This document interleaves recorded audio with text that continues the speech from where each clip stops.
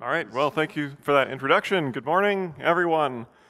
So today I'm going to talk to you about something that's a little bit different from the stuff we've seen so far.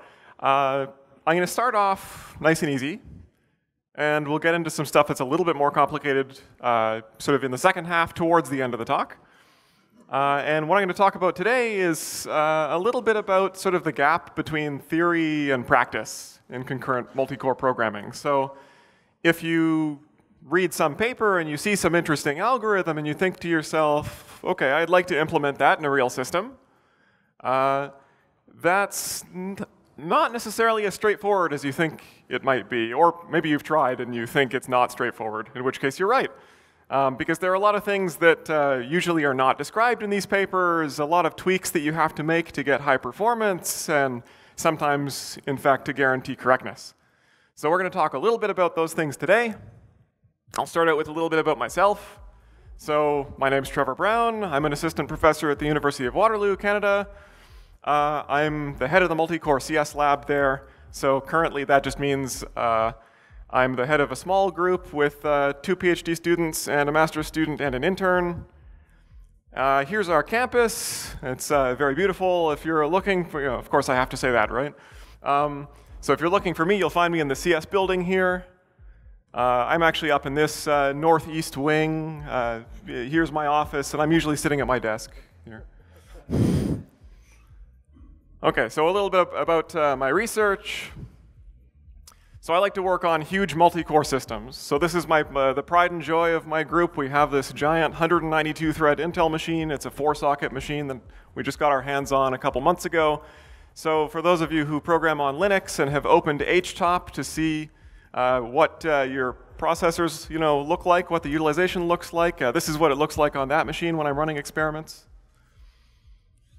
And we've got a few other machines. I'm really hoping that AMD with its EPYC 2 launch comes out with 4-socket machines. I'd love to get my hands on a 500-thread AMD machine. We'll see if that happens. We don't know yet.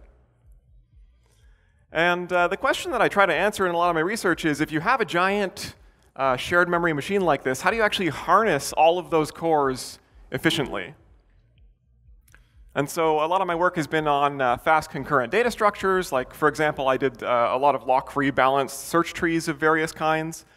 To give you some idea of kind of the scale we're talking about here, here's a graph I ripped out of a paper I'm currently preparing. So here we have performance results for a bunch of key value stores that are containing 1 billion keys.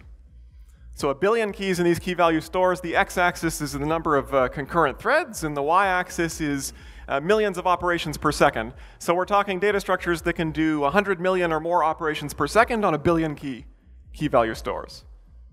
So I like big machines, big numbers, everything big.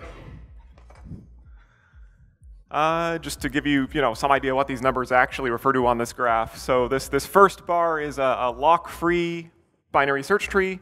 The second bar is a lock-based binary search tree. It's actually slightly faster. The third bar is a lock-free A-B tree, which is it's sort of like a B tree. It's a tree with fat nodes. And the fourth one is this new data structure that I'm trying to get published. Maybe you'll see it appear soon, an interpolation search tree. I won't go into too much details on that.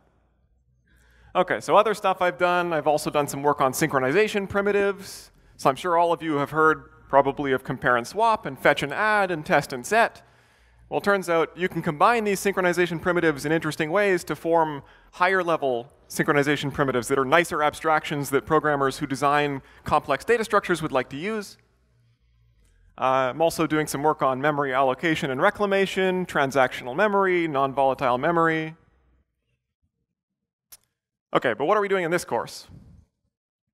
So in this course, the emphasis is going to be a little bit more towards practice. To make things clear, theory is very important, and you absolutely need to have a reasonable understanding of the theory of this stuff if you hope to implement something correctly. But there isn't a lot of time in a short mini course like this to get into it, so we won't get into correctness too much. And there's a little bit less focus on traditionally taught material. I'm going to try to attempt to teach some intuition of performance experts. And we're going to be covering C++. No groans. That's good. So Java is similar and often easier. I figure if I teach you the hard thing now, then you can take it and apply at least some of the lessons in Java, or wherever else you happen to implement concurrent things. OK, so I'm going to start really really easy, just because I don't want to leave anyone behind. I'm sure a lot of you are going to know some of this background material, but I'll chug through it anyway. So concurrency and threads. What are threads? Threads are building blocks for concurrency. So the idea is you're going to take these threads and somehow weave them into a beautiful tapestry. And they're relatively lightweight. I say relatively because they're not coroutines, but they're lighter weight than processes. And threads share the same memory space. This is the important thing for us. This is why we're able to do interesting shared memory programming. And the idea is you're going to use a thread to call some function asynchronously, and then once that asynchronous function finishes, you can join the thread. OK, so the key point here is that knowing what these are, knowing what threads are, really doesn't mean that you can weave a beautiful tapestry from them. OK, so here's a common design pattern. This is called forkjoin. The idea is you're going to identify work that can be divided between threads, and then you're going to fork many threads or spawn many threads, have them somehow partition the work, divide it up amongst themselves. They're going to do the work, and then you're going to join the threads and synchronize and maybe combine their results somehow, and repeat if necessary. So this nice diagram here was shamelessly stolen from a talk on OpenMP. So it's linked in the slides if you're curious, just so I don't get sued for stealing their slide. OK, so let's look at some basic examples of threading.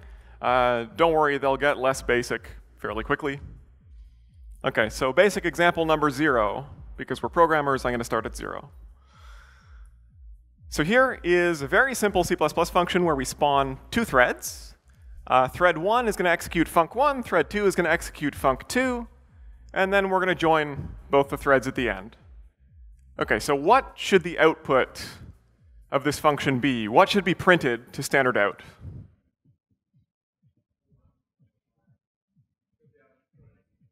OK, so I'm hearing 1, 2. I'm hearing 2, 1.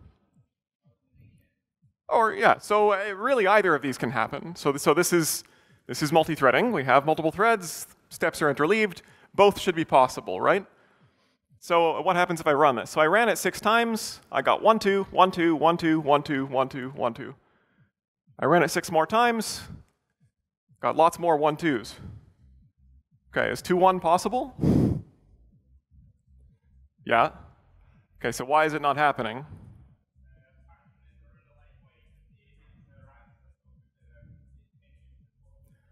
Yeah, so I mean, this function is so tiny that by the time we finish spawning thread 1, as we're in the middle of spawning thread 2, the function already finishes. So there's not really any real concurrency here. And I was curious to see how long it would take. So I ran 1,000 runs of this. And I got 2, 1 5 times out of 1,000 runs. So you might think, well, you probably never get 2, 1 because func1 is so short. But you do, just infrequently. And this is the story of a lot of concurrency bugs. Things that seem really unlikely, but they do happen. OK, so of course, thread 1 starts first here, and it biases the order of steps that you see. OK, second example. So here, we're going to have each thread output 1 10 times and 2 10 times, respectively. So we're just going to make these functions a bit fatter, so hopefully the steps get interleaved better. OK, so I run the output, and as we expect, the steps get interleaved. And in fact, we have 1, 2 on one line, and we have a blank line here. So this tells us that in C++, cout doesn't guarantee that the new line is going to be attached to that 1 token or the 2 token. If I put a /n inside the quotes here instead of the standard endl, it never separates the new line from the token. So you'll learn a little something about how cout does this.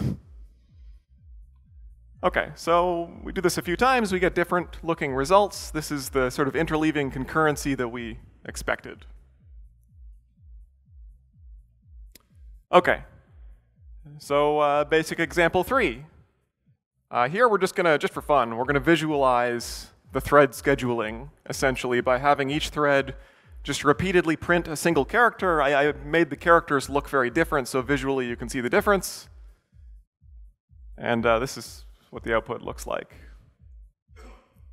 So you kind of visualize the thread scheduling as each one is just printing one character at a time.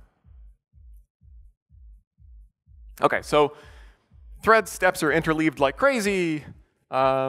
It's not, thread A takes a step, then thread B takes a step. It's kind of bursty. Sometimes thread B will take 20 steps in a row, then thread A will take 1 step, and so on. OK, so it turns out these basic examples, you don't have to go very far before they start to lead to hard questions. So here's a fourth basic example that I'm going to get you guys to stare at for a few seconds. And what do you guys think the output of this code should be?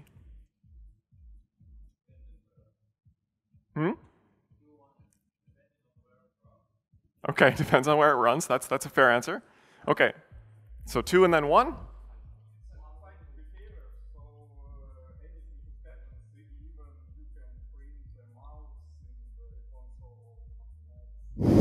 OK. So I'm hearing a bunch of different answers, which is good. My claim is that a relatively simple code could sort of make things still pretty confusing. And it seems like it is. So looking at this code semantically, if this were written in a paper, I would say I know what the author intended. But then if I took that paper in the code and wrote it in C++, I would get maybe some undefined behavior. Weird things could happen. So I mean, if somebody wrote this in a paper, and this was just like an academic algorithm, what would I expect here? I would expect, function 1 waits until x is true, function 2 prints 2 and then sets x. So I would expect 2, 1 to be the output. OK, so if I run this, with O0, it prints 2, 1. What's going to happen if I run this with O3, the maximum optimization level for the compiler?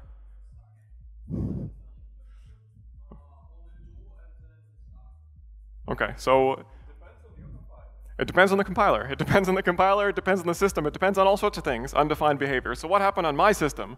On my system, it just ran forever. It printed nothing and ran forever. OK, so what's happening here? Well, compiler optimizations, most of them were developed back in the sequential age when we didn't think too much about multi-programming. And a lot of compiler optimizations, if you aren't careful about how you write your code, they end up breaking multi-threaded code. OK, so let's take a look at what assembly was actually generated by the compiler in both of these cases. So in the O0 case, this is our loop. The move ZX is a load from memory.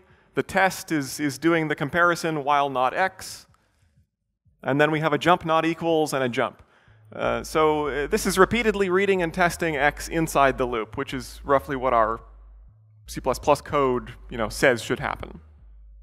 Now with O3, we actually do a load and compare before the loop. And then if x is true, we jump past the loop. And if x is false, we just enter a loop that just jumps to itself. It's just an infinite loop. OK. By the way, this is sort of a nice tool to use if you want to figure out quickly what's happening in your programs, and you happen to be programming in C or C++. There's this site, godbolt.org, where you can dump in little code snippets. And so I dump this code on the left, and it gives me this nice tagged assembly that has nice features for jumping around in it. OK, so the issue here is that the compiler doesn't know that x might be changed by other threads. I mean, we haven't indicated in any way to the compiler that this is a concurrent execution, well, except for the fact that maybe the thread keyword appears in the code. And I mean, in a single-threaded execution, that variable wouldn't change. This would be a kind of a sensible optimization in a single-threaded execution. There's no reason for me to reread x over and over again if in the loop I don't change it. But of course, this is a multi-threaded execution, so we need to tell the compiler somehow that this is a shared variable which might be changed by another thread, so we should probably keep reading it to see if it does change. So for that, we're going to use C++ atomics. And these are going to inform the compiler that x may change. And before we had C++ atomics, we used volatile and manual memory fencing and compiler fencing and all of this. But C++ atomics make this a lot easier. So here's a principle. Any variable that's written by at least one thread, and read by at least one other thread should be an atomic type in C++. So what does this look like if we change this into an atomic type? Well, now we have standard atomic bool. Instead of setting it equal to 0, we have a constructor. And other than that, the code all looks the same. OK, so now if I run this code, it's going to produce 2-1 every time on every platform. OK, and if I look at the assembly that's generated here, here's the O0. It looks pretty much the same as the O0 compilation we had before, except now we have a call to this standard atomic bool operator parentheses. And then that's optimized out in the O3 version. And we just kind of get the expected behavior. So here's the loop. We have a load, a test, and a jump. So we're repeatedly reading and testing X inside the loop. This is what we want. We want to keep reading and testing it, so when it changes, we break out of the loop. OK? OK, so any questions about that before we jump forward? Nope. OK. Easy peasy. OK, so let's try to use threads to solve some real problem for some definition of real. So we're going to multiply a matrix by a vector. So for those of you who don't remember, to multiply a matrix by a vector, you go row by row in the matrix, and you do take the dot product of the row of the matrix and the column transposed. Okay, we do this for each row, and then we end up with a vector at the end. And we're actually not going to multiply a matrix by a vector. We're going to multiply a matrix by a matrix. But that's just doing this for each column of the second matrix. So this is basically going to be 3 loops and a little bit of math inside. OK, so here's code for a really simple sequential algorithm for this. We have a matrix class. It has a 2-dimensional array of data, a height and a width. There's a multiply function that takes another matrix as its argument and returns the resulting matrix, a newly allocated matrix. We have randomize that just randomizes all of the cells of the matrix. We have print, which isn't used in this example. And then we have constructor and destructor. And then here's the main function that's we're going to sort of test this code with. So we're going to generate a matrix of size 2000 by 2000. We're going to randomize its entries, generate another matrix of size 2000 by 2000, randomize its entries, multiply those together, and then we're going to print a couple of cells of the resulting matrix. And in order to do this benchmarking to see how well we're parallelizing this stuff, I actually have to print a couple cells of the matrix at the end, or else the compiler will just say, you're not using the resulting matrix, and it'll optimize out all of the work that we're trying to measure. OK, and then here's the meat of the algorithm. This is the matrix multiply function. So it's 3 loops and a little bit of work. So what these loops are doing is for each row of the resulting matrix, for each column in the resulting matrix, calculate the value of that cell. So the innermost loop is doing the dot product, calculating the value of the cell. And then I just have a timer function that's going to record how long this takes. OK, so if I run the sequential algorithm, the matrix creation takes a tiny amount of time. The randomization takes a tiny amount of time. It's really just the multiply call that takes time here. So this is our target for optimizing. We want to parallelize this. OK, and matrix multiplication is sort of embarrassingly parallel, right? So we should be able to parallelize this pretty easily. OK, so here's what the threaded algorithm would look like in C++. So we're just going to parallelize the multiply function itself, and just for fun, we'll have it take a number of threads as its argument. So this is multiply parallelizing to use this many threads. We're going to create a new matrix, and then create a vector of pointers to threads. And then there's this loop where we create threads and push them into the vector. And I've sort of cut out what the arguments are to the new thread. We'll talk about that in a second. And then after all the threads have been created, we join all the threads and delete them. I allocated them with new, so I got to delete them with delete. And measure how long that took. OK, so what are the arguments to standard thread? Well, it's some function for each thread to run. What's that function? In my case, I just used a lambda function because it's more convenient than defining a separate function above. So this syntax here with this the brackets and the ampersand and the thread ID, what does this mean? So a lambda is allowed to access any variables from the enclosing context. The ampersand means by default, those accesses are going to be by reference. And then the thread ID is, this is an exception, this variable will be by value, because I don't want to, as I'm looping, creating the threads, I don't want to have a reference to the thread ID variable that's changing in the loop. They'd all end up with the same thread ID at the end. So they take a copy of the thread ID each. OK, and what do the threads actually do in this lambda function? They basically calculate a range of rows that they're going to reserve for themselves. So this is just simple math to as evenly as possible partition the rows of the matrix, of the resulting matrix. So these guys are reserving rows in the output matrix, and they're going to fill in all of those. Each thread is going to fill in the rows that it has reserved to work on. OK, so what does this look like? So thread 0 reserves these first 5 rows. Thread 1 reserves these next 5. Thread 2 reserves the next 4. And thread 3 reserves the next 4. OK? And then here's the rest of the code. So once we've computed which rows we're responsible for, so I, as a thread executing this, am going to be responsible for rows my start to my end -1. So that's really the only change in this code is this loop. We just loop from my start to my end -1. And the rest of the code is the same. There are no locks here. There's no synchronization here. There's really nothing fancy. We just divide up the work and do it. And then other minor changes you need, you have to include thread and compile with -p thread. This is fairly easy. OK, so how does this perform? So here is, on the y-axis, the number of seconds that you need to multiply these two matrices. And on the x-axis, you have the number of concurrent threads that are being used to multiply the two matrices. And we have the sequential algorithm, which only appears in the first column because you can only run it with one thread, and the multi-threaded algorithm that appears at every thread count up to 48. And what's the system here, by the way? It's an Intel Xeon Platinum 8160. So this is 48 threads to a single processor. And enough RAM and SSDs and everything else that nothing else is a bottleneck in this. OK, so the scaling is pretty good. It looks like going from 1 to 2 threads, we roughly half the time. Going from 2 to 4, we roughly half the time again. And the same at 8 threads. And we see pretty good improvement to 12 threads, somewhat good improvement to 48 threads, and almost none. Sorry, to 24 threads, and almost none to 48.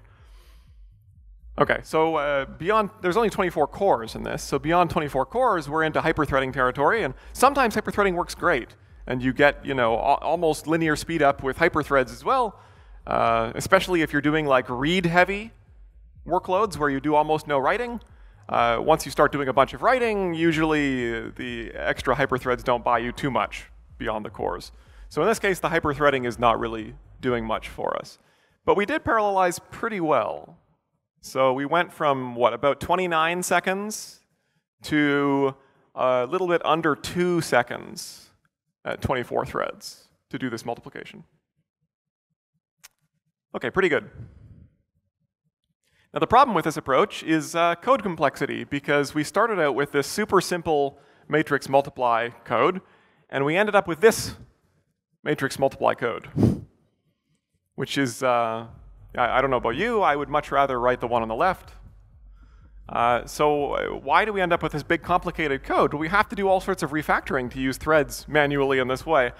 We have to manually create threads, manually divide the work between threads, which, by the way, is kind of error-prone. This is a great place to have off-by-one errors and find that chunks of your array are accidentally shared between threads or not done. And then you have to manually encapsulate the divided work in another function, join threads, clean up, maybe somehow merge the output of threads. All of this is manual stuff that just adds tons and tons of lines of garbage to your code. So is there an easier way? Well, if you're using C or C++ or Fortran, you can use OpenMP. I think there are similar libraries for some other platforms. So I'll sort of show you guys OpenMP a little bit. And you can find something similar probably for a lot of other platforms. So this is a library with pretty full-featured support for multi-platform shared memory programming. By multi-platform, I just mean it runs on lots of different platforms. So here is a parallel matrix multiply using OpenMP. So all I did was add this line. So this Pragma OMP parallel 4, it does exactly what we just did manually, partitioning the iterations of this loop, having the threads execute those iterations in parallel, spawning the correct number of threads, some appropriate number of threads for the system, doing all the work, and then joining all the threads at the end and cleaning them up. All of that is done just by this Pragma. And of course, the compiler is basically producing the same code that I just showed you. You just have to compile with a different compiler flag, and this is something that's actually included. It's baked into GCC. So this is pretty nice. You might think that perhaps there's some performance hit using this versus rolling your own manual partitioning algorithm. By the way, OpenMP automatically decides how many threads. It just takes the number of logical processors in the system. That's how many threads it spawns. So 48 in our example. Here's the performance with OpenMP versus the manual threaded implementation that I just showed you. So OpenMP is actually marginally faster. So it's basically a free lunch. You get to put this one line of code in, and it parallelizes a loop for you for free. OK, so this looks great. What if what we're trying to do is not quite as simple as matrix multiplication? What if we want to parallelize something that's it's got a little bit more meat to it? Because matrix multiplication, you just slice up the matrix, and then there's no communication between threads. So what if we want to extend this example a little bit and add a bit more functionality, and we'll try to parallelize it still with the added functionality. OK, so what's the functionality I'm going to add? Suppose we want to count how many addition operations are performed while we're multiplying matrices in our program. OK, so ostensibly, this is kind of a stupid thing to measure, because you can predict statically offline before you run your code how many addition operations are going to be performed, right? So this is not something you'd want to count. But the point isn't that we're counting addition operations. The point is that you can count any kind of event you like in a concurrent system, and often there are events you'd like to count in a concurrent system, and you'd like to, I could count how many additions have both operands between 17 and 24. You couldn't predict that statically before running your matrix example. I mean, I don't know if you'd want to measure that either, but the point is you can count all sorts of interesting events in a concurrent system, and you want to be able to count them without adding a lot of overhead to your system. You don't want to change the execution that you're measuring substantially just because you're trying to collect some stats on it. OK. So the solution is we're going to add a counter object to our program, and we're going to increment it at the appropriate times to capture the events we're interested in. So what's a counter? A counter is a shared object. A shared object is one that can be accessed simultaneously by multiple threads and offers a well-defined set of operations. So it's a thread-safe object. OK, so returning to our matrix multiplication code that uses OpenMP, we're going to basically add this line. So number of additions is going to be some kind of shared counter object, and we're going to call this increment function on it. OK, so what's a counter object? First, we have to define this so that our theory is pinned down, and then we can implement our theoretical spec correctly. So how do we define the semantics of a counter? We want to avoid implementation details, because I don't want to define my counter in a way that restricts the ways you could implement it. So I don't want details about how the counter is represented in memory or how its representation changes to make their way into the definition of the counter. I just want to define the sequential semantics of the operations. So here's sort of a funny-looking definition, but it'll work for our purposes. So we're going to have two operations, increment and get. Increment is going to return the number of increment operations that have been done previously. And get is going to return the number of increment operations that have been done previously. So it kind of seems like increment and get are defined the same way here, except increment is self-referential. It's on the right side of that colon. It references its own name. So every time you do an increment, it changes the number of increment operations that have been done. And every time you do a get, well, it doesn't change the number of increment operations that have been done. So, okay. If this definition doesn't hurt your soul too much, then we'll proceed onwards. So how do we implement a counter like this? So here's a naive implementation that just uses reads and writes. So we have a counter class. It has some private representation, which is just an integer. And then our increment function is just v++, increment the integer by 1. And the get is just return v. And this increment operation is not an atomic operation, right? This is really just a read followed by a write. Like it's a read and then a register operation, add 1 to my register and then write that contents of that register back to memory. So this code, even though it's written v++, it's really like this code on the left, like 3 steps. And then get is just read and return. Okay? So I want to talk a little bit about how this counter algorithm works, but before I get there, I have to define briefly what an execution of an algorithm is. So an execution of an algorithm is a sequence of alternating configurations and steps. Configurations and steps capture how the system changes over time. So a configuration just describes the state of the system. It's like everything in shared memory, everything in all of the processes, threads' private memories, the contents of registers, the program counters of all threads. And then a step for us is just a read or write to shared memory. Later when we add in FetchAdd and cast and other atomic synchronization primitives, that we'll call those steps too. But for now, just read and write are the steps that we're talking about. Okay. So what can happen in this naive counter implementation? Here I have a couple of threads and time is going downwards. So I have 2 threads accessing the same naive counter implementation. So thread P can read the counter and see 0 and then write 1. And then thread Q can read 1 and write 2. Okay, it's a reasonable looking execution.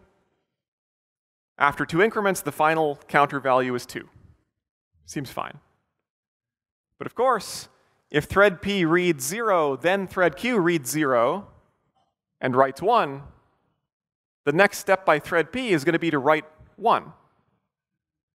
So remember, this is a naive counter where we're reading the current counter value, adding 1 locally in our register, and then writing the value back. So you can end up with these nasty situations where after 2 counter increments, the final counter value is 1.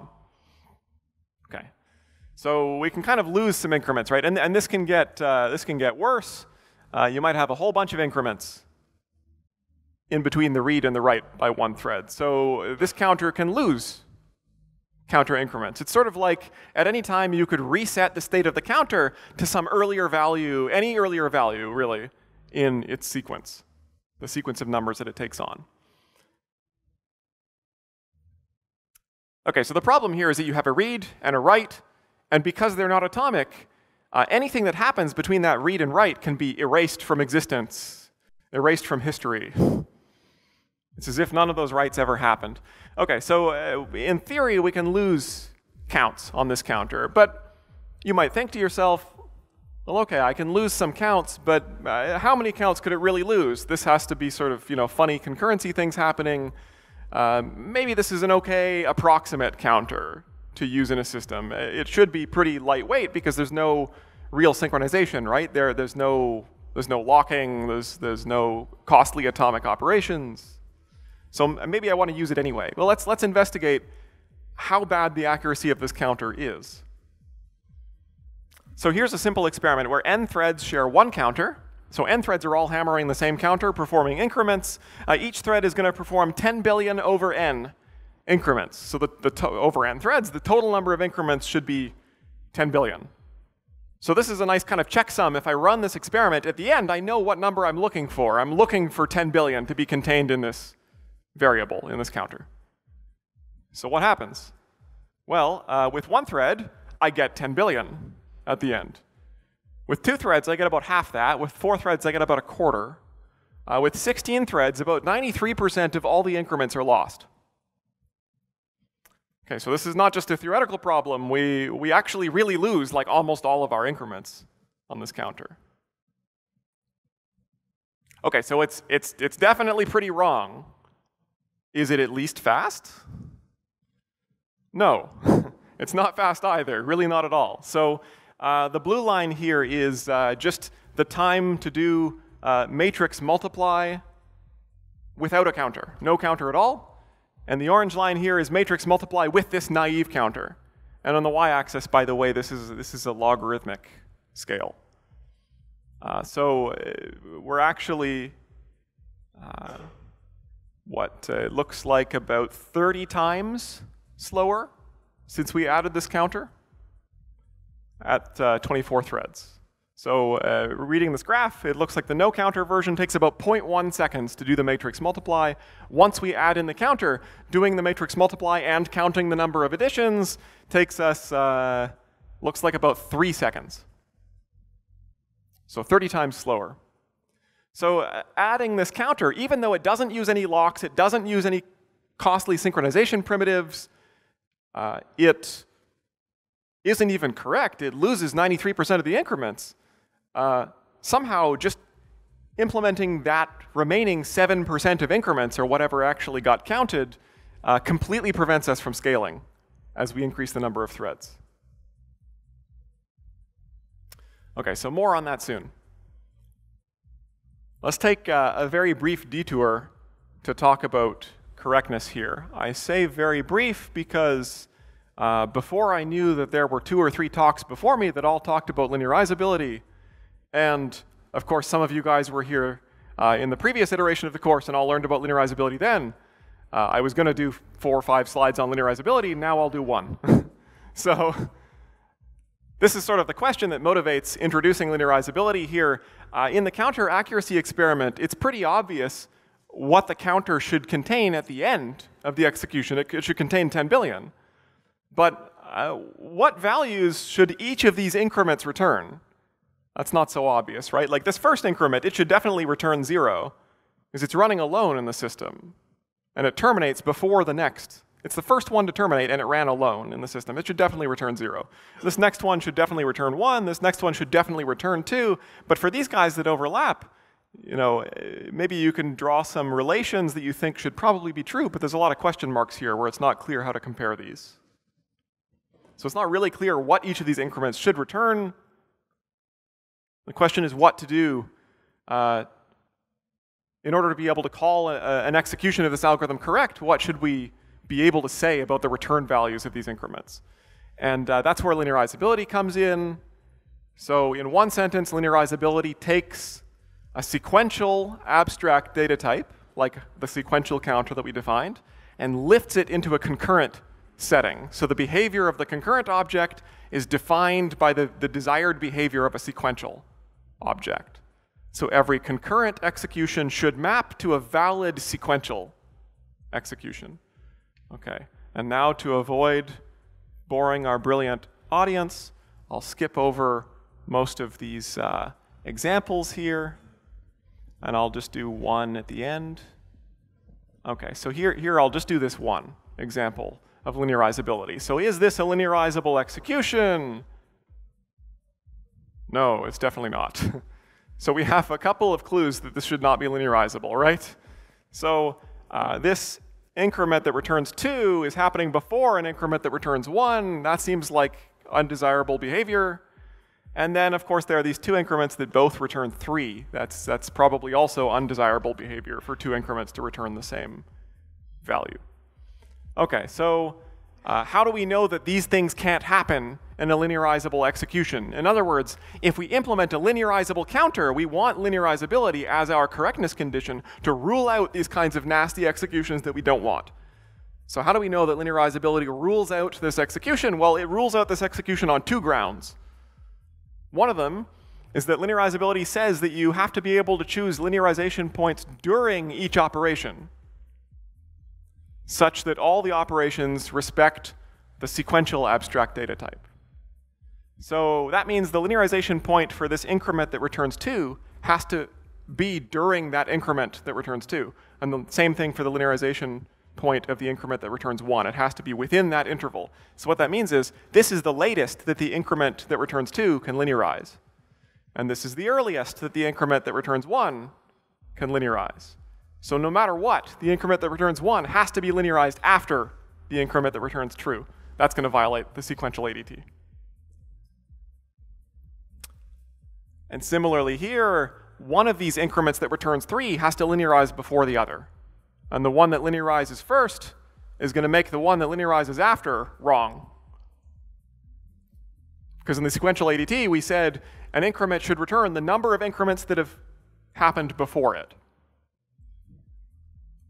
So if one returns 3, the next one should return 4. OK, so this is why linearizability prevents us intuitively from having nasty executions where the return values of increments are intuitively wrong. OK, but I won't go into this in detail. OK, so how do we implement a linearizable counter? Well, sort of the intuition that I had coming into this is that you really need to do the read and the write atomically, because if you separate the read and the write that the counter are doing, then a bunch of stuff could happen in between, and your write can overwrite all that stuff. So you kind of need the read and write to happen atomically, and that sort of suggests that maybe you need stronger tools than a read and write, perhaps. So let's try using a lock.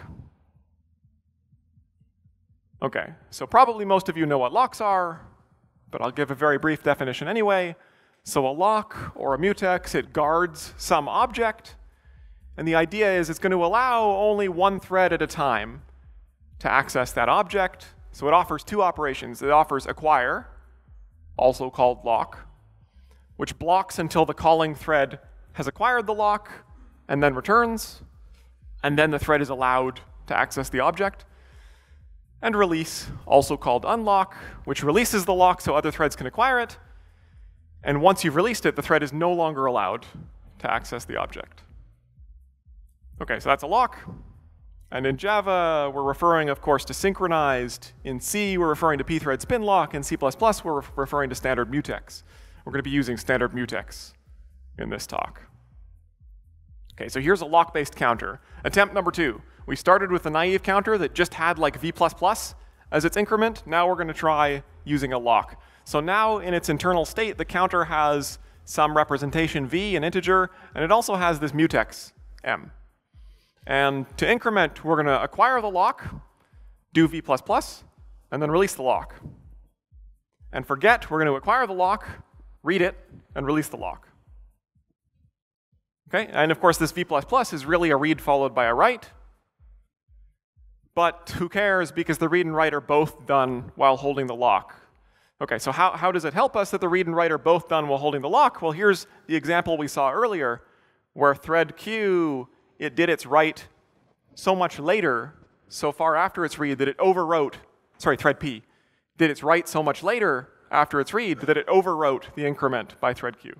How is that prevented? Well, now thread P, before it does its read and write, it locks, and it unlocks only after it finishes both the read and the write. So that means thread Q, when it wants to do a read followed by a write, it has to acquire the lock also.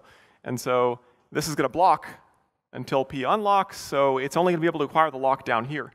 And at this point, it's actually going to read 1 and write 2, as it's supposed to. OK, simple enough.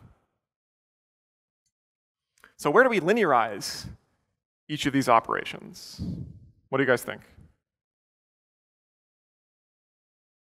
So, OK, so the critical section, yeah. Now the critical section is not, it's not a single step, right? It might be many steps, but it actually doesn't really matter where in the critical section we lock, because from the perspective of all other threads, if all threads are locking before they access, then from the perspective of all threads, anything that happens in the critical section really is atomic, so it doesn't actually matter which step you pick in the critical section. Now, previewing what we're going to talk about a little bit later, if some threads sometimes access the counter without locking, then it might matter where in the critical section you actually choose to linearize.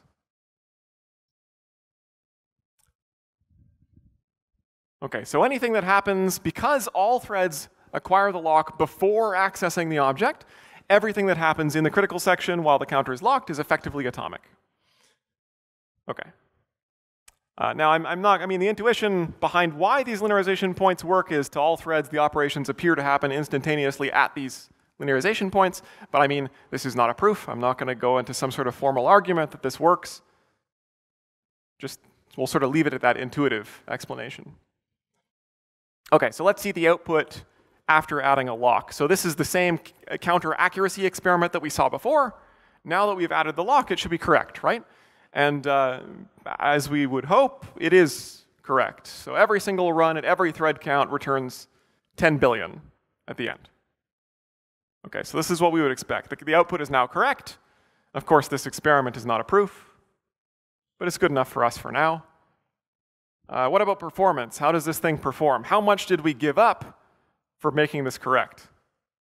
So to answer that question, we'll return to our matrix experiments where we have the matrix and we're counting how many additions happen. And the answer is a lot of performance.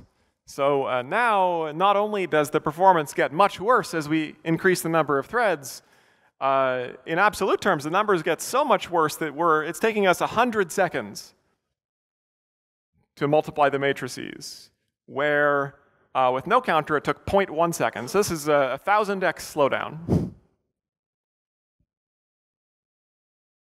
OK, so not only is it preventing scaling, but it's creating huge negative scaling. So it's 10 to 40 times slower than naive. It's 16 to 600 times slower than no counter. In fact, I think maybe I reran these numbers because it looks worse than that. It looks like it's 1,000 times slower than no counter in the worst case. Point is a lot worse. OK, so is there a better tool for this than locking? Well, on modern Intel and AMD systems, we have this fetch and add instruction, which is this lock x add in assembly.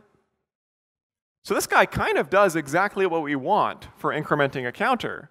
It takes as its arguments an address and a value, and then it does the following atomically, as if it's a single step.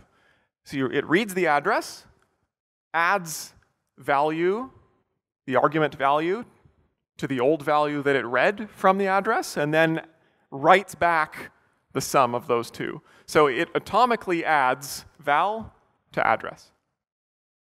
OK, this sounds exactly like what we would like to implement a counter, right? We're going to call fetch and add with address, comma, like the address of the counter variable v and 1 as the value. OK, so here's an easy fetch and add based counter. OK, where is the fetch and add in this code?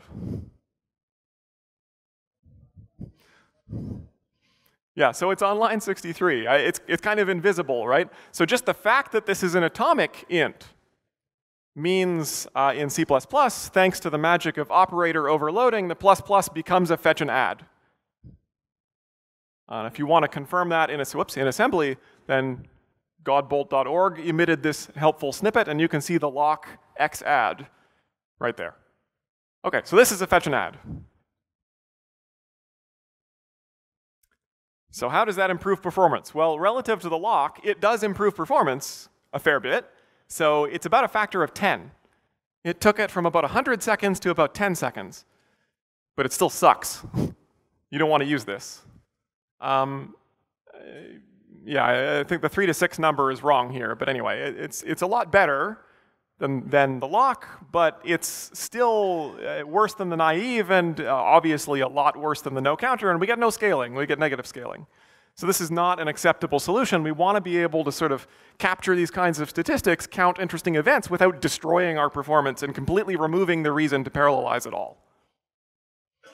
OK, so the problem here is there's too much contention. So accessing a single counter creates a contention bottleneck, right? What if we partitioned or sharded the counter into multiple subcounters?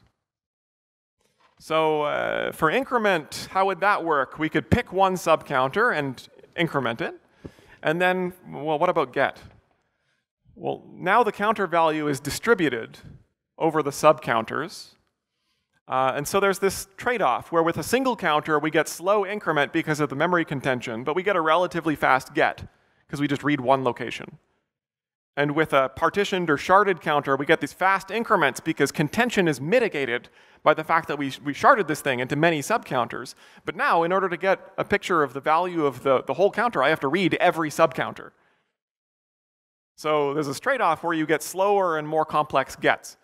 By the way, it turns out that if you implement a counter this way, where you partition the counter into subcounters, and then the get just reads all of the subcounters, adds them all up, and returns the result, even with no synchronization on the get, if you just read all the subcounters and add them up, it turns out that's linearizable. I'll leave that as an exercise for you guys to think about offline. But for this talk, we're not going to worry too much about get. Let's put get aside for now, and we'll just think about increment. Okay, so here's a naive sharded counter. So we have an array of atomic ints. That's up here. And we initialize them all here. Then we have this data of thread ID++. So we go to our own subcounter. Now increment takes as its argument the thread ID. So this is who I am when I'm executing. I go to my counter, my subcounter. Every thread owns one subcounter. You just increment your own subcounter. And then get is just going to iterate over all the subcounters and return the results. Turns out this is actually a linearizable get, which is somewhat surprising. We won't worry about that too much, though. Okay. So this has no data sharing, right? Well, there's no data sharing. There's something being shared. Okay. So you would hope this would scale perfectly. In theory, this scales perfectly. In practice, of course, it doesn't. And I'm sure some of you already know where I'm going with this. So here's the performance. I think this line is purple. I'm always betrayed by these graphs because I'm partially colorblind. So whatever color that is, I think it's purple, is not really much better than the single contention, point of contention, the single atomic int. So that's weird. Indeed, it's false sharing. So the answer is false sharing, which comes out of the cache coherence protocol. I'll step into the cache coherence protocol very slightly to explain what false sharing is. Like, I'm just curious, how many people here know all about false sharing? So about maybe close to half. Okay. So I apologize to you all because I'm going to describe what false sharing is. Okay, so to explain what false sharing is, let's mention briefly how cache coherence works, at least at a 1,000-foot view. We'll take a more detailed view of this towards the end of the talk when we'll need a little bit more detail about how the cache coherence protocol works. So this is going to be a really super simplified view of the cache coherence protocol. So threads run on processors which have caches. We're going to think of threads as just having caches themselves because it's easier for me to talk about here. So we have two threads which each have caches. All of memory is actually divided up into these 64-byte cache lines, which contain 8 words each on a 64-bit system. So suppose thread 1 reads word 2 in this cache line. When it reads that word, it's going to load that entire cache line into its cache in shared mode. That's what the S means. Shared mode means that other threads are also welcome to access this cache line at the same time. Okay, so now thread 2, suppose it reads W7. This is a word in the same cache line, but it's a different word in the same cache line. So it's also going to load this cache line into its cache in shared mode. Now suppose thread 2 wants to write to W7. Okay, so in order to do a write, it has to upgrade its permissions on this cache line from shared to exclusive mode. So it upgrades this cache line to exclusive mode. Now exclusive, as the name suggests, means only one cache is allowed to contain this line. Only the one where it's marked exclusive. And so thread 2 is going to have to, well, the cache coherence protocol really, is going to have to invalidate and evict this cache line from thread 1's cache. Okay, now thread 2 is writing to a different word than thread 1 is reading from, right? These guys are accessing different words in memory. So there's no true data sharing here. They're not accessing the same variable. But there is sharing because the unit of contention in modern shared memory systems is the cache line, or sometimes 2 cache lines. Okay, so this cache line has been invalidated and evicted, and now if thread 1 wants to come along and access this cache line again, it's going to look in its cache to see if the cache line is there. It's going to miss in its cache, and it's going to have to go to memory to go find the cache line and load it again. Okay, so how does this affect our subcounter, our partitioned subcounter example? Well, one cache line really contains a bunch of subcounters because all the subcounters, it's an array of atomic ints, and the atomic ints are only about 8 bytes each. I'm actually not sure if they're 4 or 8, doesn't matter. It's either 16 or 8 of these things in a cache line. The point is, there's a lot of these subcounters in a cache line. Okay, so, if you have 8 or 16 of these subcounters in a single cache line, then whenever one of these subcounters gets incremented, in essence, they all get invalidated. So all of the other threads that are trying to increment their counters are going to have to wait until exclusive mode access to that cache line ends. It's kind of like a lock hidden within the cache coherence protocol. And then they're going to have to miss in their cache and then go to main memory and get a new copy. And then only one of them is going to be able to actually increment its counter at once, at a time. So we're not really getting anywhere near the level of concurrency that we want because of this false sharing. So why is this false sharing as opposed to true sharing? What's the difference? True sharing is if they were both accessing the same word in memory, that would be true sharing. They're both accessing the same variable. That would be true sharing.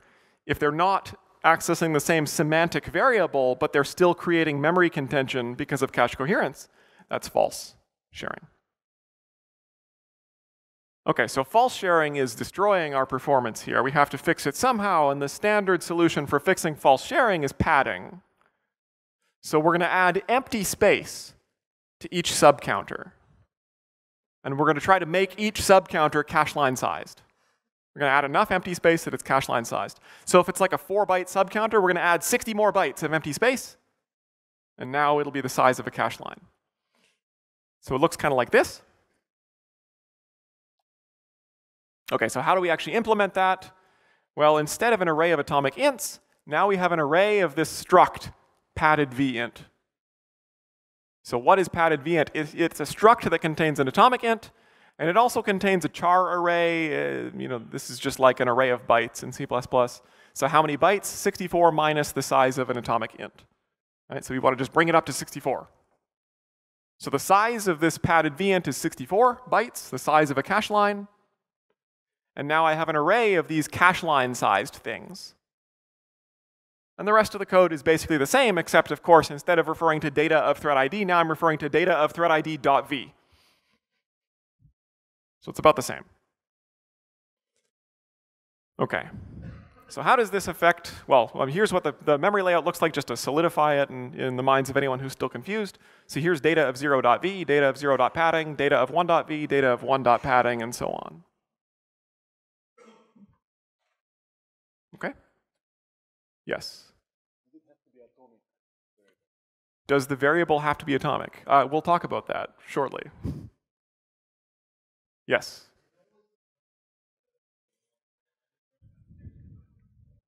So on basically all of the Intel and AMD machines, certainly for the last decade, it's been 64 bytes. On IBM Power, it's 128. On ARM, I think some of them it's 32 bytes, and some of them it's 64. So it does vary by architecture. So for this talk, I'm mainly just thinking of Intel and AMD. If you do ARM development, yeah. It's not too hard to figure out what these things are. If you're on Linux, you can just type ls CPU, and you can see the sort of details about the cache topology. OK? Yep.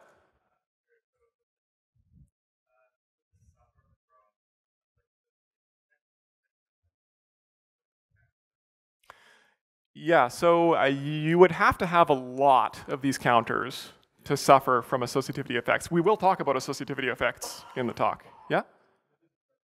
Oh, sorry, yes, I should be repeating the question. So the question was, does this suffer from cache associativity misses or associativity effects? We'll talk about cache associativity and see some examples where it really does hit you later in the second half of this talk. In this example, my argument is that you would have to have lots of these counters, like a lot, like many hundreds of them before you'd start to really feel the associativity effects. So cache associativity in the L3 cache on like modern Intel servers, like the one that I was showing results from earlier, the Intel Xeon Platinum one, I think that's a 22-way associative cache. So it's not like a 4-way associative thing where you'd see those effects quickly. So a lot of these server machines that are very large or we care about scaling, they have quite good cache associativity. So it's rarer, but we'll see an example where that does hit you. Okay, yep.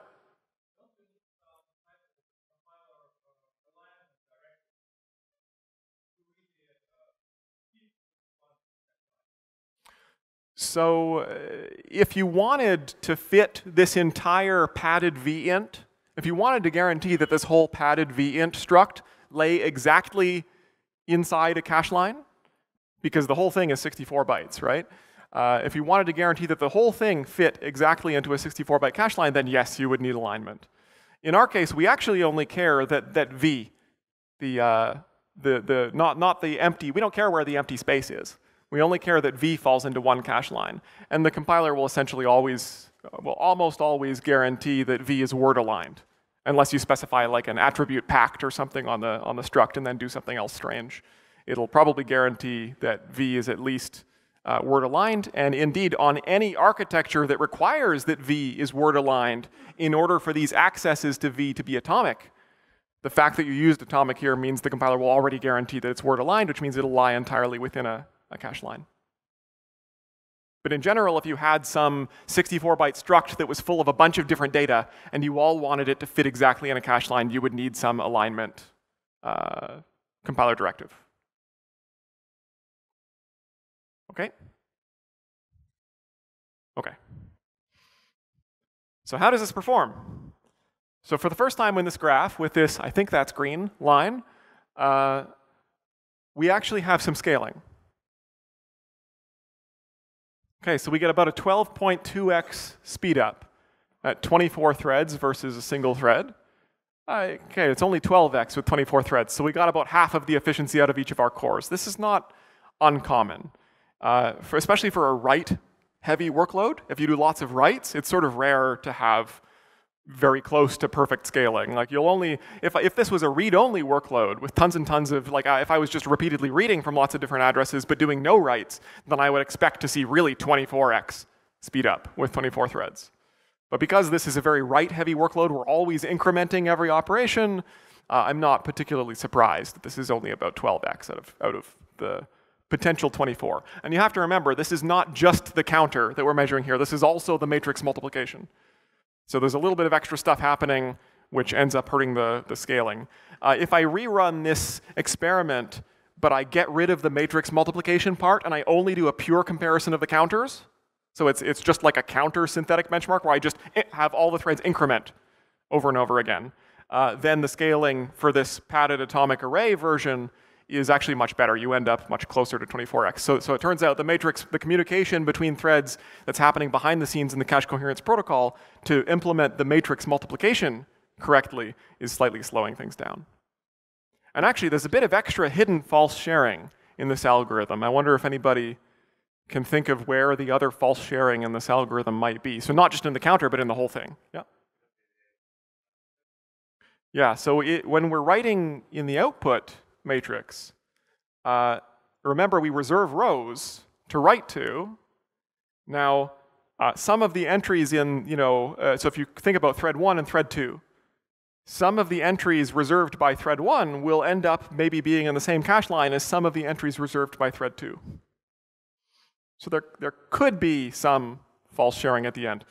There are other effects that are similar to false sharing that have to do with prefetching and paging, and so there are other interesting effects that can end up hurting your performance a little bit too here. Just throwing out some reasons why this 12x might not be 24x.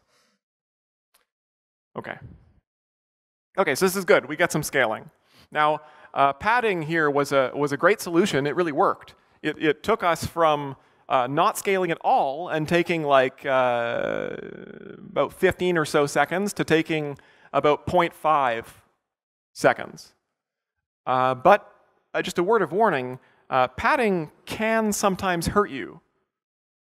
So here's an example of a union find data structure, also called a disjoint set data structure, that I was asked to take a look at because the people who implemented it, they couldn't figure out why it was performing slowly relative to some of its competitors.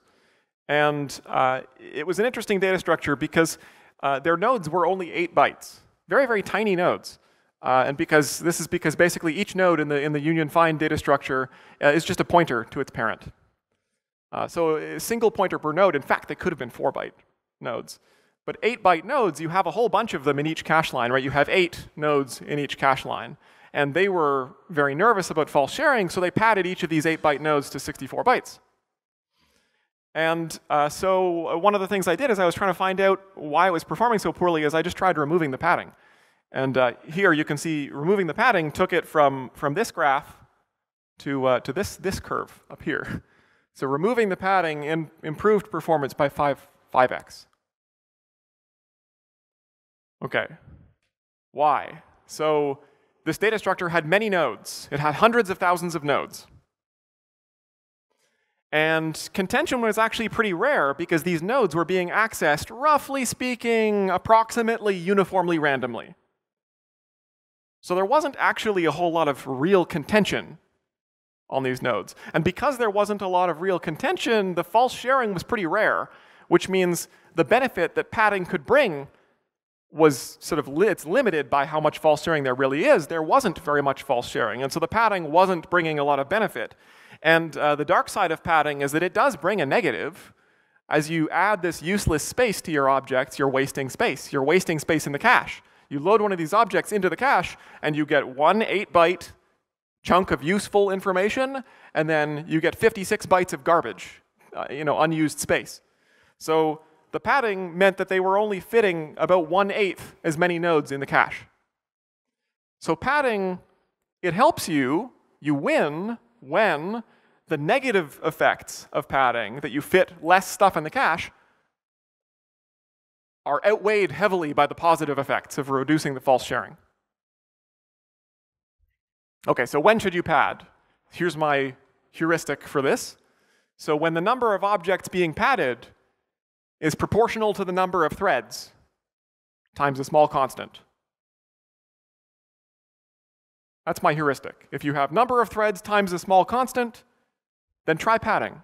And if you don't, you probably don't need to pad unless you happen to know that there will be a bunch of contention. And and of course, threads have to frequently write to these objects, because even if there's very few objects, but they're only read from, there's no memory contention, because cache lines don't get taken in exclusive mode, and false sharing doesn't happen.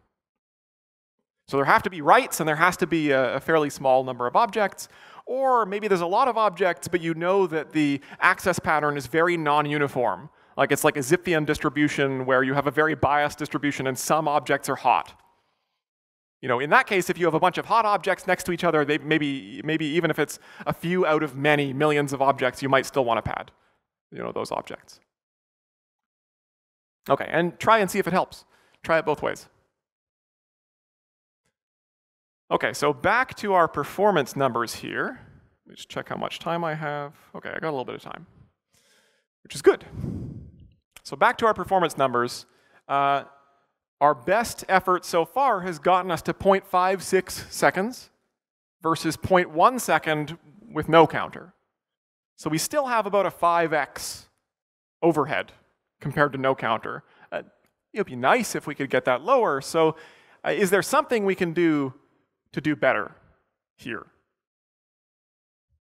Yep.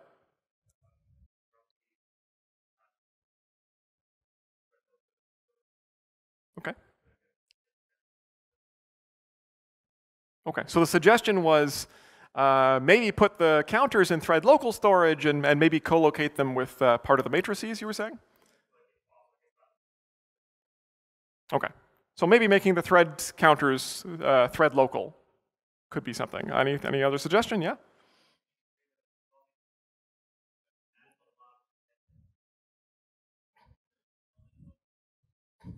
Okay, so another suggestion is to get rid of the atomic, and then you were suggesting adding a lock to get. Okay, so adding a lock to get, getting rid of the atomic. Okay. Any other suggestion? Sorry? Yeah, so I don't want to get too deep into it, but I think that solution, it'll probably work on a lot of modern systems, but it might not be correct according to the C++ spec. That one. There might be some undefined behavior with that particular suggestion. Yeah? Yeah, so, OK, we can try that. So at line 106, this is a fetch and increment. This is a fetch and add. Why? Because this is an atomic int. Does that need to be a fetch and add? Not really, right? What's a fetch and add for? It's to make sure that the read and write are atomic together, so that I don't have like my read and write separated and end up having my write overwrite a bunch of someone else's writes. Who else's writes? These are private subcounters. There is no other guy writing to these cells. We're the only one. Each thread that writes to its own subcounter is the only one writing to that subcounter. So you don't really need fetch and add here. So as a first attempt, so I mean the fetch and add is not really needed for increments to be atomic relative to other increments, because each increment is being done on its on the subcounter belonging to the thread that's doing the increment. Okay, we're not worrying about what it takes. Well, currently, we're not worrying about what it takes for the increments to be atomic relative to the gets. We're just not worrying about get operations at all for now. Let's just worry about the increments. And if there are only increments in the system, in order for all the increments to be atomic, we don't need the fetch and add. Okay, so here's a first stab at making this faster. Here, I've broken that v++ into 2 steps. I read it, and then I write back whatever I read +1. Okay, any predictions on how this will change our performance?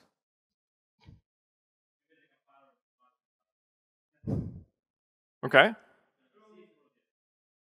Okay, all right, maybe, yeah, it's possible the compiler just ignores my separation here and puts a fetch and add in. You'll need a fence? Okay. Why do we split this up? So if you remove the atomic, then the C++ spec doesn't actually guarantee you anything substantial about your accesses to V.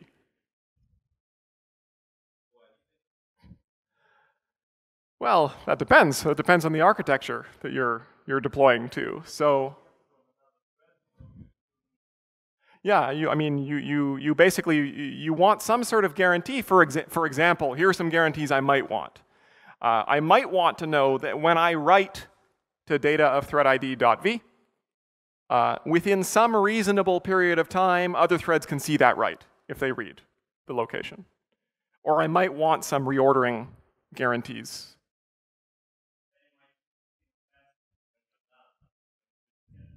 Yeah.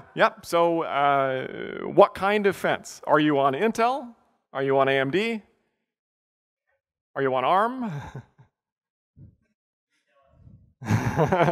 So here we're on Intel and AMD. And in that case, yes, you're right. One single fence at the end is enough. And in fact, you maybe don't even need the fence, because it's in our particular example here, we spin up all the threads, do all this stuff, tear down the threads, and then do a get. And so in that case, the teardown of the threads includes some atomic synchronization primitives which they imply fences. So it turns out you don't need any explicit fencing for this to be safe on Intel and AMD. But the thing is, one of the big drives, one of the big pushes behind having this C++ atomic introduced is that it might not be long before some of you have to deploy your stuff on ARM. So it's funny, I didn't see the motivation behind ARM chips for a while. And okay, so you have energy savings, right? ARM chips are very energy efficient. Okay, big whoop. The big cost in data centers is not actually, sorry, not in data centers, but in large companies that have lots of servers, is not necessarily the cost of energy. It's the cost of the developer time, right? But turns out energy efficiency is more than just money, because you have places like China where there are regulations imposed by the government on how much energy a company is allowed to use in its data centers. And so as companies want more processing power, it's not enough for them to simply buy more Intel servers. The cost to them isn't just money, it's also the cost of remaining overhead in their energy budget. And so a lot of Chinese companies, for example, are switching out Intel servers for ARM servers because the amount of performance they get per watt is so much higher that they actually get more performance overall. They have to play within this budget. So I wouldn't be surprised if before long we all end up developing a lot of stuff for ARM. And if you develop stuff for ARM, they allow many more processor reorderings that are not possible on Intel. And it's a lot harder to fence this stuff manually. So examples like that are really a big part of the motivation for the C++ atomics, because you're going to write code that just uses C++ atomics once, and then you compile it on Intel, you compile it on ARM. The compiler deals with putting in all the fences. It's conservative. It may put in too many fences, but your code will work. So can you replace atomic with volatile? So I've done that for many years on Intel and AMD, and I'm pretty sure that that's fine on Intel and AMD. I don't know about other platforms, so that's the trick. If you have one target, one architectural target that you have in mind, you know what you're designing for, and you're not worried about being able to port this to other systems in future, then you can probably do a lot of stuff that can make your code more efficient, stuff not unlike what we'll see here. From the spec, I'm not certain if the spec actually guarantees it or if there's some undefined behavior. I'm not sure. Sorry, I should have repeated the question. The question was, could you just replace this atomic int with volatile and have some guarantees from the spec that would say that this is actually safe code that'll be compiled into valid code in various places? And I'm not 100% sure that's true. My inclination is to say that it might not be well enough defined.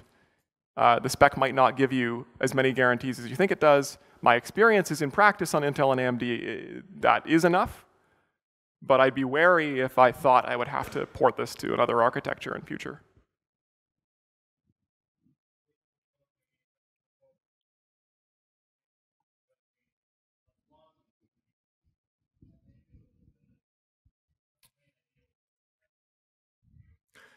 Yeah, so well, volatile is a legacy. OK, so maybe we can take that offline if you're OK with that. OK. OK.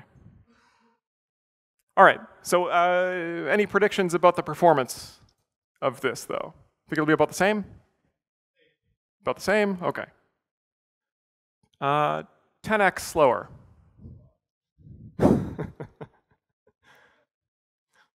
Yeah, so there is a fence. Only one, but there's a fence. OK, so we were trying to get rid of the fetch and add. And we did. There's no fetch and add here. But there is this M fence. OK, so what's an M fence? Who here has heard of instruction reordering? OK, so looks like about half again. OK, so once again, I apologize to those of you who I'm going to repeat this information for. So when you write code, are the lines of code executed in the order that you wrote them? No, not necessarily. So there are multiple types of code reordering that can be done. Reordering can be done by the compiler. For example, we saw this when our read that was happening over and over inside the loop, in our first tricky code example, the read got pulled before the loop, and it actually broke our concurrent code.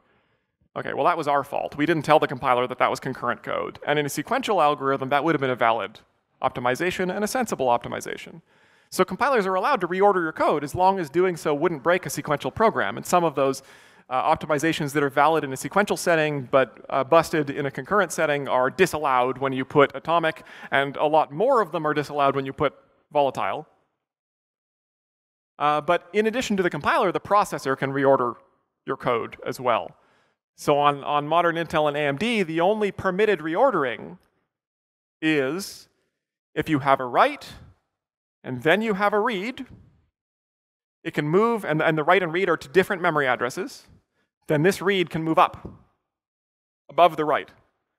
Why would you want to do that? So this is useful because it helps hide the cache miss latency of the read. And the thought process is the write might take a long time to happen. And so while that write is happening, while it's being flushed, while the store buffer is being emptied and the write's being flushed, let's try to execute some other reads that appear after it so that as soon as that write finishes, all of the cache misses on those following reads have all resolved, and now they're actually in the cache. So we sometimes get these reads that are after our writes moved above, before. Okay, so that's called read before write, reordering.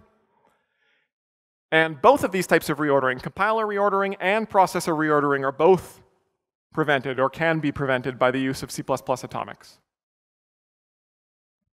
By the way, this is not usually a concern if you always lock objects before accessing them, because locks usually prevent reordering. So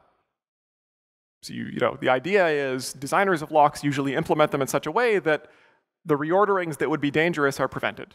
So you don't need to worry too much. They, for instance, will basically all guarantee that anything inside the critical section can't move outside the critical section. That would definitely break your lock. Okay, so how do you use C++ atomics? Well, atomic int, for example, if we have an atomic int x, it offers these functions, x.load, which takes some memory order as an argument. It has a default, so you can call x.load with no memory order. You don't even need to call x.load. If you just go int r equals x, then implicitly it's calling x.load memory order sequential consistency. And then there's also x.store.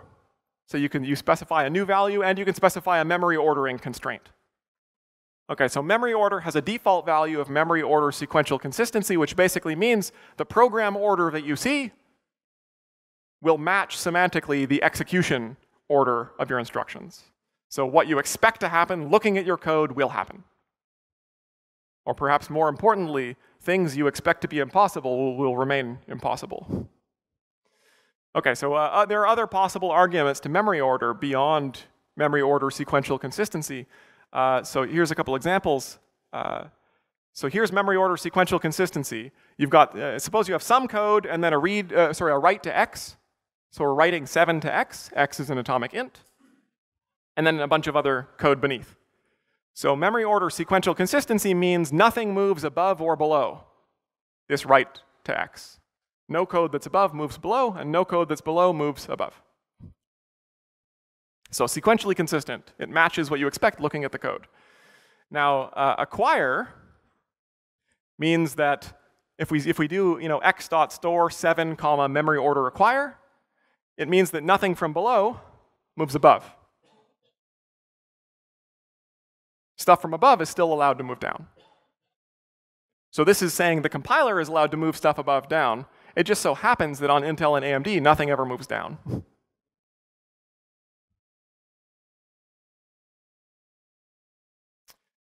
And then memory order release says nothing can move from above to below, but stuff is allowed to move the opposite direction. I'm giving a bit of a simplified definition of these things. This is just some intuition of this. The specification for these things is a little bit hard to read, so I didn't put that up. I'm trying to just distill kind of the essence of this. So before you go and use this in your programs, you should probably read the formal definitions of these things. Okay, and then we have memory order relaxed, which is the weakest out of all of these. It guarantees nothing. It doesn't prevent any reordering. All it does is tell the compiler, this is an atomic variable. Reads and writes should be atomic. And this is a shared variable, so if I read it repeatedly, actually keep reading it repeatedly. But it could be moved around in the code. Okay, so that was how you can use C++ atomics. How should you use C++ atomics? So my recommendation is that you just use them to prevent all reordering. In other words, just use the default argument, memory order sequential consistency. And part of the reason why I recommend that is this excerpt from the C++14 specification, which says, memory order sequential consistency ensures sequential consistency only for a program that's free of data races and uses exclusively memory order sequential consistency operations. Any use of weaker ordering anywhere in the program will invalidate this guarantee unless extreme care is used. And when the C++ spec uses the words extreme care, you might want to be wary of doing that. So my suggestion is just use memory order sequential CST. Okay, But what if we wanted to be mavericks and stray from the beaten path? Okay, so the problem here is we have this M fence that a few of us have the intuition that M fence is not really needed here, right? So what if we wanted to be that guy and get rid of the memory fence here? How could we do it? Well, the M fence is added by the compiler to guarantee sequential consistency. That means it's very costly. In the actual hardware, this roughly, I think, translates into a flush of the store buffer. Flushing the store buffer is very expensive. Now, the interesting thing here is that fetch and add implies an M fence. It restricts reordering in the same way that an M fence does. So it's rather interesting that the only difference between this code and the code we saw before that was 10 times faster than this is that a fetch and add got changed into an M fence, and that slowed things down by 10x, even though a fetch and add implies the same guarantees as an M fence. Somehow the fetch and add is 10 times faster, so this is my conjecture. My conjecture is that Intel CPUs, like the one I was running on for this test, can somehow combine the fetch and adds and execute a bunch of them that come in at once. Or perhaps the fetch and adds can go into the store buffer and it can do something more intelligent about flushing, whereas the M fence is really flushing the store buffer every time you hit the M fence. There's more, yeah. Yeah, so even more than that. Okay, so if you stared at this code for a long time, or as some of you guys I think have already realized, it turns out that we don't actually care about the instructions being reordered here. The reason I caution you all to stick with memory order sequential consistency is because then you get guarantees. Then you know from the spec that something holds. If you go down this path, be warned that on some architectures and some compilers and some scenarios, weird things might happen. But we can use memory order relaxed here. So if we put memory order relaxed in for this read and write, this tells the compiler we don't need or want an M fence. I saw a hand up.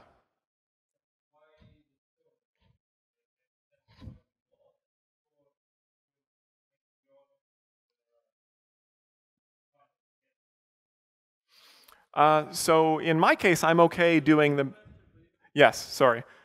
So the question was, why are both the load and the store memory order relaxed? Are you concerned that maybe if the store has memory order relaxed, then eventually when you do get at the end to see what the value of the counter is, maybe that get, its load could be reordered before this store? That's possible. Since we're already living in this dangerous zone where we're being mavericks and doing things that don't have strong guarantees, or we're sort of, when we're doing this, we're sort of saying to ourselves, I'm forfeiting all of the sequential consistency guarantees that the compiler gives me, and so maybe I'm using some domain-specific knowledge, like knowledge of the architecture itself and what it guarantees to say I don't need this M fence. So in my case, I know the only time I'm calling get is after I join all of these threads that are doing the increments. And I know that during the join, there's going to be an implied fence. Yep? Yes, you can use release. I didn't want to confuse you guys by putting a release here.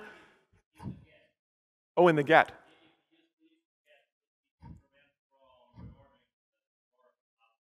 I believe in the get you would need to use an acquire, and you would need to use a release on this store for that to work.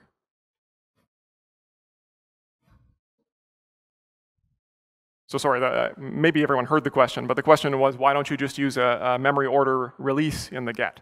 I think you actually have to use a memory order acquire in the get, and then here you would have to use a memory order release. Anyway, I didn't want to confuse you guys talking about the real semantics and handoffs between threads and timeliness guarantees and things like that. So I'm trying to keep it like kind of maybe a little oversimplified, but I don't want to get too deep into that. Okay. So here's the code at the end that gets generated, the assembly, and there is no M fence there. There's no fetch and add, there's no M fence. And when I run this, now I get pretty darn close to the no counter. So now with the memory order relaxed counter, it's 0.15 seconds. And with no counter at all, it's 0.1 seconds. Okay, so 0.5x overhead. That might still sound like a lot of overhead, but in a real program, the events that you're counting are probably not the number of additions that are happening in the innermost loop of some addition-heavy operation. So normally the events you're counting are probably a little bit more heavyweight than a single addition operation. So the relative overhead is probably smaller. And the padded atomic array, 0.5 seconds versus 0.1 second, that seems like a lot of overhead. But again, if you were counting heavyweight operations, this wouldn't be such a big deal. So my recommendation is that you be very careful about straying from the sequential consistency path. In other words, I've told you about this powerful tool. Don't use it. And with that, I'll leave the summary slide up. We'll take a little break, and we'll come back for part 2 after that. Thanks.